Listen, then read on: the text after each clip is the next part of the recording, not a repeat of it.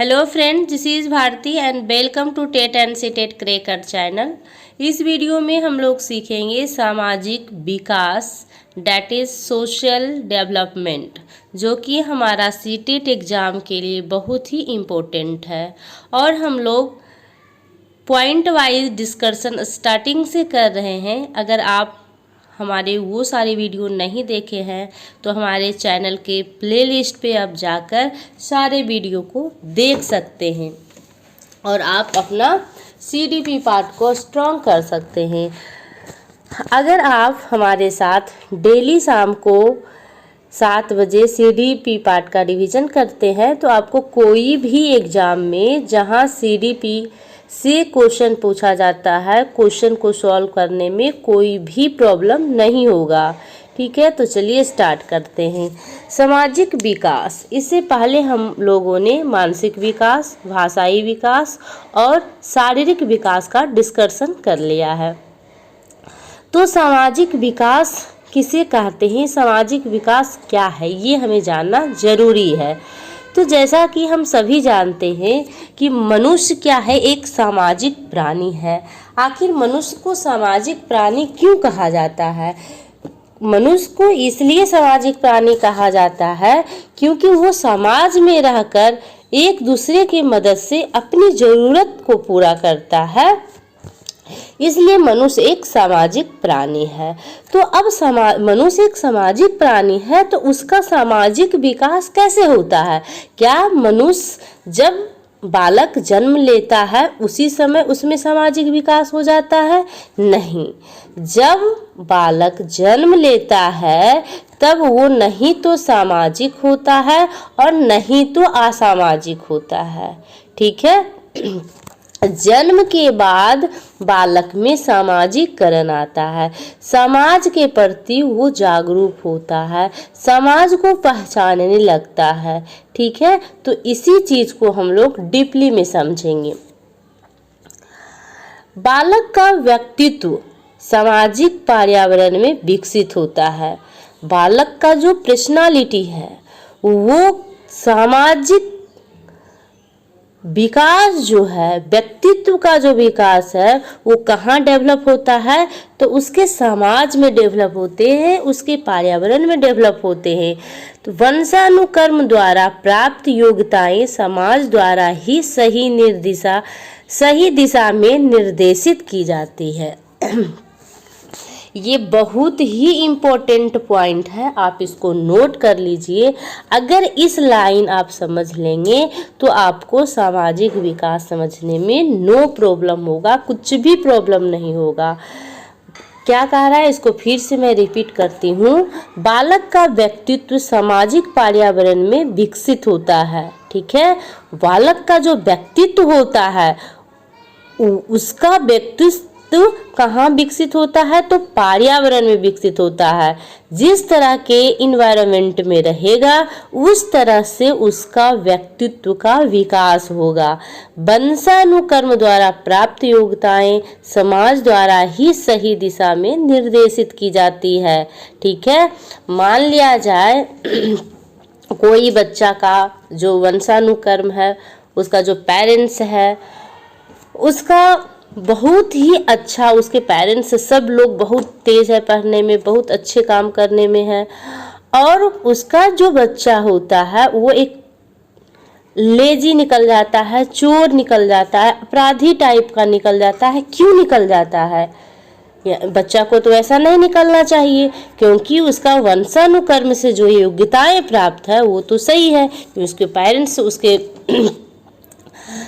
Parents जो उस अनुवंशानुक्रम के थ्रू जो उसको जीन मिला है उसमें क्या है, उसके पूरे जो वंशज है वो सही है, लेकिन ये बच्चा अपराधी क्यों निकल गया?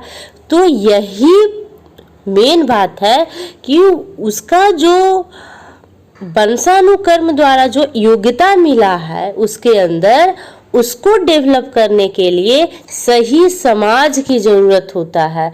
जब तक सही समाज नहीं होगा, जब तक सही वातावरण नहीं मिलेगा, जब तक सही सामाजिक पर्यावरण नहीं मिलेगा, तब तक वो बच्चा जो है सही नहीं निकलेगा, वो गलत ही निकलेगा, चाहे वो कितना भी अच्छा क्यों ना माँ बाप का बच्चा हो।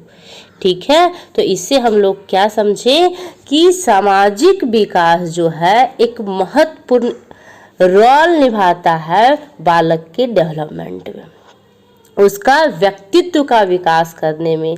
ठीक है, इसीलिए कहा जाता है कि कोई भी बच्चा दो, उसको जन्म से ही हमको उसको दो और तुम जो कहो उसको मैं वो बना दूंगा, क्योंकि बालक को आप जिस वातावरण में रखेंगे उसी के अकॉर्डिंग उसका व्यक्तित्व का विकास होगा। ठीक है, और बहुत कहा जाता है कि बहुत सारे ऐसे बच्चे होते हैं जो कि उसको उस तरह का वातावरण नहीं मिलने पर भी वो बहुत तेज निकल जाता है। तो कुछ कुछ ऐसे बच्चे होते हैं जिसे हम गॉड गिफ्टेड कहते हैं, वो एक्सेप्शन में है। ठीक है, अपवाद है, उसकी बातें हम नहीं कर लेंगे। लेकिन जनरल जो बात होता है, जो एवरेज बात है, यही है कि बच्चा क्यों ना उसके पेरेंट्स बहुत ही अच्छे हो, अगर बच्चे को आप गंदा पर्यावरण में रखोगे तो वो बच्चा गंदा ही निकलेगा।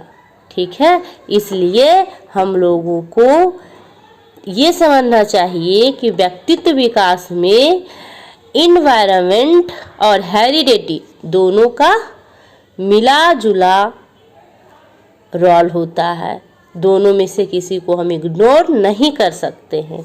ठीक है, आई होप लगता है इस पॉइंट पर मैं कुछ ज़्यादा डिस्कशन ही कर दी हूँ, तो कोई बात नहीं, अगर आप टॉपिक को समझ लेंगे तो आप ज़िंदगी भर नहीं भूलेंगे।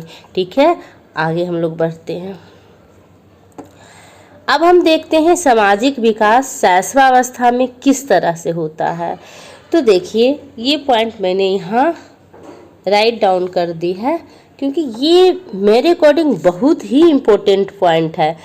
जन्म के समय शिशु आत्म केंद्रित होता है। ठीक है, जन्म के समय जो है शिशु आत्म केंद्रित होता है और सामाजिक परिवेश में आने के साथ ही आत्म केंद्रित जो उसका व्यवहार रहता है वो क्या होता है, समाप्त हो जाता है। इसीलिए अब यहाँ से क्वेश्चन आया हुआ है कि जन्म के समय जो है शिशु किस तरह का होता है, सामाजिक प्राणी होता है? तो नहीं, जन्म के समय शिशु जो है आत्म केंद्रित होता है और उसमें सामाजिकरण नहीं होता, नहीं तो वो सामाजिक प्राणी होता है, नहीं तो असामाजिक प्राणी होता है। ठीक है, और ये कथन किसने कहा? तो ये कथन जो है क्रू एंड क्रू महोदय ने कहे कि जन्म के समय शिशु ना तो सामाजिक प्राणी होता है और ना ही असामाजिक, लेकिन वह इस अवस्था में, इस स्थिति में अधिक दिन तक नहीं रह पाता है। क्यों?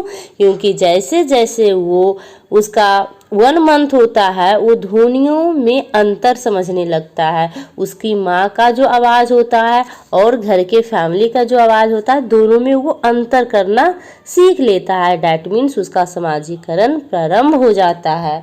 नेक्स्ट पॉइंट हम देखते हैं। ये पॉइंट प्लीज़ आप लोग याद रखेंगे, हो सकता है तो आप इसको राइट डाउन करते जाएंगे क्योंकि बहुत ही इम्पोर्टेंट पॉइंट है।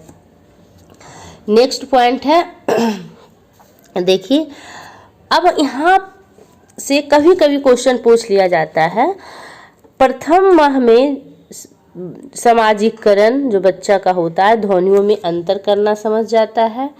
दूसरा मंथ में मानव ध्वनि पहचानना और मुस्कुराना ये सीख लेता है। मतलब आदमी का आवाज़ और मुस्कुराने का आवाज़ वो क्या करता है, सीख लेता है। तीसरा और चौथा मंथ की अगर बात करें तो अगर उसकी माँ नहीं रहेंगी वहाँ, तो जब वो उदास हो जाता है और उसकी जब माँ आ जाती है तो वो खुश हो जाता है। ठीक है, और माता के लिए प्रसन्नता और माता के अभाव में दुख प्रकट करता है। ठीक है, 5 मंथ का जब हो जाता है तो फैमिली मेंबर को भी पहचानना स्टार्ट कर देता है, वो पहचानने लगता है। ठीक है। उसके घर के आदमी अगर उसको गोद ले रहा है तो ठीक है, वो हंसता हुआ चला जाएगा, लेकिन घर के बाहर वाला आदमी उसे गोद लेगा तो वो रोना स्टार्ट कर देगा। इसका मतलब ये है कि बच्चा फैमिली मेम्बर को भी पहचानना स्टार्ट कर दिया है। अगर हम बात करें 8 और 9 मंथ में तो वो परिचितों से प्यार करने लगता है, अन्य लोगों से भय, उसके घर में जो रहते हैं या तो उसके बाहर आसपास जो उससे डेली मिलते हैं तो वो सारे मेंबर को वो पहचानने लगता है और इसीलिए उससे प्यार करने लगता है वो, और जो अनजान व्यक्ति होता है उससे वो डरता है। 10 और 11 मंथ की बात करें तो वो अनुकरण द्वारा हाव भाव सीखना, संवेगों को प्रदर्शन करना, ठीक है। अब वो अनुकरण देख करके वो हाव भाव को करने लगता है, सीखने लगता है, ठीक है। तो देखिए, दूसरे वर्ष की अवधि में बड़े लोगों को उनके कार्यों में सहायता। अब 2 वर्ष का जब बच्चा हो जाता है तो वो क्या करता है, बड़े लोग जो कहते हैं वो बड़ा ही उत्साहपूर्वक उसमें सहयोग करता, उसमें सहयोग की भावना आ जाती है, सहानुभूति की भावना विकसित हो जाता है। तो ये सारी चीज़ का जो है विकास हो जाता है। किस अवस्था की हम बात कर रहे हैं, शैशवावस्था। शैशवावस्था जो है जन्म से 6 वर्ष, जन्म से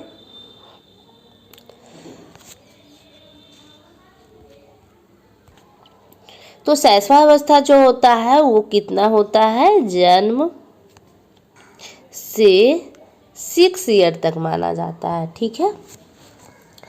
आई होप ये जो पॉइंट है शैशवावस्था में सामाजिक विकास, इसको आप लोग अच्छी तरह से समझ लिए होंगे। नेक्स्ट पॉइंट पर बढ़ते हैं। अब हम लोग देखेंगे बाल्यावस्था में सामाजिक विकास। तो बाल्यावस्था में सामाजिक विकास किस तरह से होता है उसको समझेंगे। अब यहाँ जो बच्चा है उसका जो एज है वो हो रहा है 6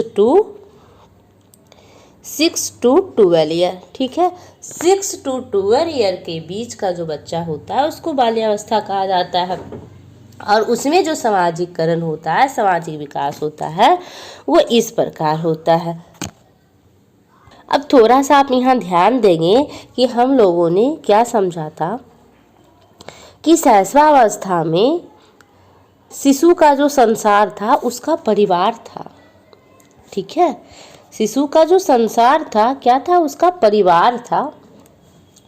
जबकि जब बच्चा 6 से 12 अवस्था का होगा, बाल्यावस्था में आएगा, तब बालक का जो संसार होगा वो परिवार नहीं होगा। परिवार के बाहर बालकों का जो समूह व विद्यालय होता है वो होता है। उसका जो पहचानने का एरिया है, एक दूसरे से संपर्क करने का एरिया है, जो ब्रॉड हो जाता है, बड़ा हो जाता है, ठीक है। तो अब स्कूल और समूह में वो ज़्यादा रहता है। अब बाल्यावस्था में सामाजिक भावना का विकास होता है। सामाजिक भावना का विकास के अंदर सामाजिक भावना, इस अवस्था में सामाजिक जागरूकता, चेतना एवं समाज के प्रति रुझान होता है, ठीक है। जो उसके समाज में होते हैं उसको वो जानना चाहता है। सामाजिक क्षेत्र व्यापक और विकसित हो जाते हैं। उसका जो सामाजिक क्षेत्र होता है वो व्यापक बड़ा हो जाता है। पहले उसके परिवार से ही संबंध होता था, लेकिन धीरे धीरे जो है उसके बाहर के छोटे छोटे बच्चों, स्कूल वहाँ जाता है, अगर ट्यूशन जाता है तो वहाँ के बच्चों, धीरे धीरे जो है उसका सामाजिक क्षेत्र जो है व्यापक व विकसित होना स्टार्ट हो जाता है, और विद्यालयी पर्यावरण से अनुकूलन करना वो सीखता है, ठीक है। विद्यालय वो जाता, स्कूल जाता है। अब जिस तरह से उसके दोस्त होंगे उसी तरह से वो घर में आकर भी व्यवहार करेगा। इसलिए कहा जाता है कि दोस्त को अच्छा रखना चाहिए। जिस तरह का दोस्त होता है उसी तरह से बच्चा भी व्यवहार करता है, उसी तरह का बच्चा भी बनता है। और नए नए मित्र बनाना इस अवस्था का एक विशेषता है। दूसरा हम देखेंगे आत्मनिर्भरता। आत्मनिर्भरता, तो बाल्यावस्था के अंदर बच्चों में थोड़ा आत्मनिर्भरता हो जाता है, स्वयं को स्वतंत्र मानकर आत्मनिर्भर बनने की कोशिश करता है। कोई काम अगर कहिएगा तो वो कहेगा हाँ मैं इस काम को कर दूंगा, ये काम मुझसे ईजिली हो जाएगा। या तो आप कुछ काम कर रहे हैं, आपसे नहीं हो रहा, तो वो क्या कहेगा, लाइए लाइए मैं कर देता हूँ, मुझसे ये हो जाएगा, है ना। तो वो आत्मनिर्भरता जो है उसमें डेवलप होने लगता है, स्वयं को स्वतंत्र मानने लगता है और आत्मनिर्भर बनने का ट्राई करता है, कोशिश करता है। बालकों के साथ वो ज़्यादा रहता है, निर्णय लेने सीखता है, क्योंकि उसके अंदर जो है आत्मनिर्भरता का भावना जागृत होती है, इसलिए वो खुद से डिसीजन लेने के लिए सीखता है। ठीक है, नेक्स्ट जो है यहाँ से क्वेश्चन आया हुआ है कि गिरोह प्रवृत्ति जो है उसके अंदर डेवलप होता है, इसे गैंग एज कहा जाता है। कई बार क्वेश्चन पूछा गया है कि गैंग एज जो है किस अवस्था का विशेषता है, तो ये बाल्यावस्था का है। बच्चा समूह में रहना ज़्यादा पसंद करता है, क्योंकि बच्चा समूह में खेलता है, समूह में सेवा करता है, संस्कृति समूहों को बनाता है। जिस तरह का उसका जो समूह होता है, ग्रुप होता है, ग्रुप में ही रहना ज़्यादा पसंद करता है, इसलिए इसे गिरोह प्रवृत्ति कहा जाता है। नेक्स्ट जो हमारा पॉइंट है, नागरिक गुणों का विकास। बाल्यावस्था के अंदर बालकों में नागरिक गुणों का विकास होता है। ठीक है, बालक धनी, सुखी, विद्वान व नेता बनना चाहता है। बाल्यावस्था में जब बच्चा आता है तो वो उस ग्रुप में रहता है, उस ग्रुप का लीडर अपने आप को बनाने का कोशिश करता है और अपने आप को ज़्यादा धनी बालक दिखाने के लिए सोचता है, सुखी संपन्न दिखाने के लिए, विद्वान दिखाने के लिए वो सोचता है। अब यहाँ पर एक है भावना ग्रंथि का विकास, जो कि बहुत ही इम्पोर्टेंट है। आप लोग इसको राइट डाउन कर लीजिएगा। यहाँ से 3-4 बार क्वेश्चन आ चुका है, यूपी टेट में भी यहाँ से क्वेश्चन आया है। भावना ग्रंथि का विकास, तो भावना ग्रंथि के अंदर ऑडिपस और इलेक्ट्रा नाम का ग्रंथि का विकास होता है। तो ऑडिपस क्या है, अब हम समझेंगे कि ऑडिपस क्या है। लड़कों में ऑडिपस जो होता है ये बॉयज में होता है, ठीक है, और इलेक्ट्रा जो होता है ये गर्ल्स में होता है। ठीक है, ये गर्ल्स में होता है। तो यहाँ से हम क्या समझे कि भावना ग्रंथि, बाल्यावस्था में जो भावना ग्रंथि का विकास होता है वो 2 तरह का होता है, ऑडिपस भावना ग्रंथि और इलेक्ट्रा भावना ग्रंथि का विकास। ऑडिपस ग्रंथि जो होता है वो बॉयज में डेवलप होता है और इलेक्ट्रा ग्रंथि जो होता है वो गर्ल्स में डेवलप होता है। अब इसका डेवलप होने में क्या इफेक्ट पड़ता है, तो ऑडिपस ग्रंथि के कारण पुत्र जो बेटा है वो माँ से प्रेम करता है। ठीक है, आप देखते होंगे कि जो बेटा होता है, जो बेटा होता है वो माँ से ज़्यादा लगाव रखता है। ठीक है, यही ऑडिपस ग्रंथि का विकास होने के कारण वो माँ से ज़्यादा लगाव रखता है और अपने फादर से कम लगाव रखता है। और लड़की में इलेक्ट्रा ग्रंथि के विकास होने के कारण अपने फादर से ज़्यादा प्रेम करती है। ठीक है, अब बहुत सारे बच्चे देखे होंगे, जो लड़कियां होगी माता को, अपनी माँ को कम पसंद करेगी, लेकिन वो अपने फादर से ज़्यादा प्रेम करती है। तो यही दोनों ग्रंथि के कारण जो है ऐसा होता है। ठीक है, आप इसको ध्यान में रखेंगे कि बाल्यावस्था के दौरान ऑडिपस और इलेक्ट्रा नाम की भावना ग्रंथि डेवलप होता है, भावना का विकास होता है।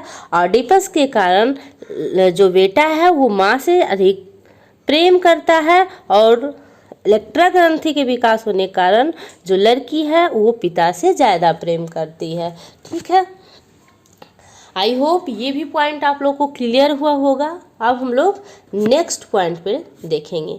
नेक्स्ट पॉइंट हमारा है किशोरावस्था में सामाजिक विकास। अब हम देखेंगे कि जो किशोरावस्था है इसे आंधी तूफान की अवस्था कहा जाता है। इसे कई ऐसे अवस्था के नाम से जाना जाता है, जैसे जीवन की अनोखी अवस्था कहा जाता है, तो इसमें क्या होता है उसको समझेंगे। किशोरावस्था सबसे पहले हम देख लेते हैं कि किशोरावस्था का जो टाइम पीरियड होता है वो 12 to 18 माना जाता है। कोई कोई बुक में आपको 13 to 19 या 12 to 19 भी दिया होगा। तो किशोरावस्था में जो सामाजिक विकास होता है, बच्चों में आत्म प्रेम का भावना विकास होता है। बच्चा स्वयं से प्रेम करता है, इसीलिए उसका जो विषम लिंगी आकर्षण होता है के कारण बनता है, क्योंकि जो लड़का होता है एक लड़की पे आकर्षित होता है, एक लड़की जो होती है लड़का पर आकर्षित होती है। ठीक है, तो आत्म प्रेम भाव के कारण जो है विषम लिंगी आकर्षण होता है। ठीक, और सेकेंड पॉइंट है सामाजिक चेतना का उदय। तो किशोरावस्था में सामाजिक विकास के अंदर समूह की भावना, आस्था व त्याग का व्यापक रूप सामाजिक चेतना के रूप में मिलता है। इस अवस्था में बच्चा भगवान पे उतना विश्वास नहीं रखता है, लेकिन जैसे जैसे वो पूरा किशोरावस्था को क्रॉस करने वाला होता है, वो धीरे धीरे क्या होता है, जिस तरह से उसका समाज मान रहा है वो भी मानना स्टार्ट कर देता है। डैट मीन्स वो भी भगवान ये सब में विश्वास करना स्टार्ट कर देता है। स्वयं का दायरा छोड़कर मानवीय दायरा में प्रवेश कर लेता है।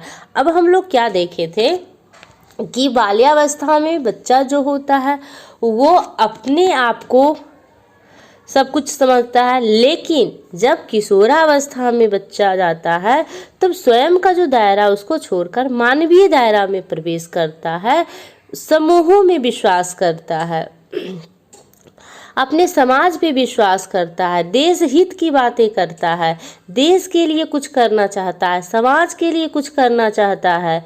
और यही एक ऐसा अवस्था है जो कि आप बच्चा को अगर यहाँ सही गाइडेंस दे दिए तो बच्चा जो है एक आदर्श नागरिक बनता है, और अगर यहाँ पर सही गाइडेंस नहीं मिलने पर वो अपना लक्ष्य को खो देता है और गलत मार्ग पे चला जाता है। ठीक है, और यहाँ से बच्चे को सामाजिक चेतना का उदय है, उसमें अपने देश के लिए प्राण को निछावर करने की भावना का उदय होता है। थर्ड जो पॉइंट है हमारा वो है सामाजिक विकास, सामाजिक पहचान। किशोरावस्था के अंदर सामाजिक पहचान स्थापित करने हेतु किशोर क्रियाशील होता है। ठीक है, वो एक्टिव होता है, वो एक से एक काम करना चाहता है ताकि हमारा समाज में मेरा नाम हो, वो अपना नाम करना चाहता है, वो अलग एक पहचान बनाना चाहता है। इसलिए किशोरावस्था में वो एक से एक काम करता है। ठीक है, वहाँ सामाजिक काम करता है, अगर कोई महामारी आ गया, बाढ़ आ गया, तो वो अपने प्राण को बिना रक्षा किए हुए समाज के प्रति उसका जो लगाव होता है, उसके अंदर जो मोटिवेशन होता है, उसके कारण वो समाज सेवा में लगा हुआ रहता है। सेकेंड जो पॉइंट है इसमें